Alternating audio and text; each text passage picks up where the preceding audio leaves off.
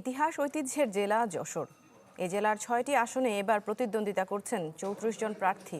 এলাকার উন্নয়নে কোনো প্রার্থী রাখবেন গুরুত্বপূর্ণ ভূমিকা, এ নিয়ে যোগ বিয়োগ করছেন ভোটাররা।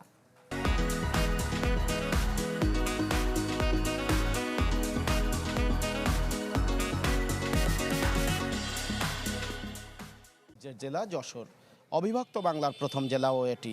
দেশের প্রথম এই ডিজিটাল জেলায় ত্রয়োদশ জাতীয় সংসদ নির্বাচনে ৬টি আসনে প্রতিদ্বন্দ্বিতা করছেন ৩৪ জন প্রার্থী।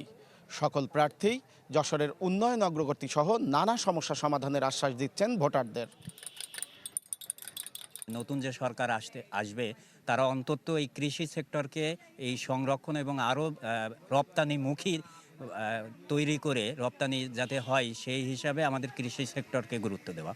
ক্রীড়াকেন্দ্রিক যশোরের যে আগের যে ইতিহাস, এই যে দেখেন এই যে স্টেডিয়াম, এ কিন্তু বিরাট ইতিহাস ক্রীড়াঙ্গনে, সেটা যেন বজায় থাকে। আইটি বা হাতের যে বিষয়গুলো আছে, কারিগরি বিষয়, এইগুলোতে আমাদের বেশি মন দেওয়া উচিত। যশোরের শিল্প, সাহিত্য, সংস্কৃতি, ব্যবসা বাণিজ্য এরকম প্রার্থীকে আমরা ভোট দিতে চাই। বেনাপোল থেকে ভাঙা, যশোর হয়ে ভাঙা পর্যন্ত যে 4 লেন সড়ক প্রয়োজন, এই সড়কটা যদি করা যেতে পারে তাহলে বেনাপোলের বাণিজ্য দ্বিগুণ হারে বেড়ে যাবে বলে ব্যবসায়ীরা মনে করেন। প্রায় খুন খারাপি লেগে থাকে, প্রায় মানুষ ছুরিতে জখম হয়, এই ধরনের ঘটনাগুলো ঘটে যাচ্ছে।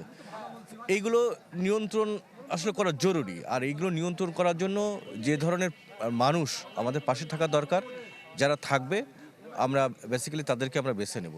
নির্বাচিত হয়ে জনপ্রতিনিধিরা কাঙ্ক্ষিত উন্নয়নের পাশাপাশি সংকটের আবর্তে আটকে থাকা যশোরের সম্ভাবনার দ্বার উন্মোচনে কার্যকর ভূমিকা রাখবে, এমনটাই প্রত্যাশা ভোটারদের। তৌহিদুর রহমান, চ্যানেল 24, যশোর।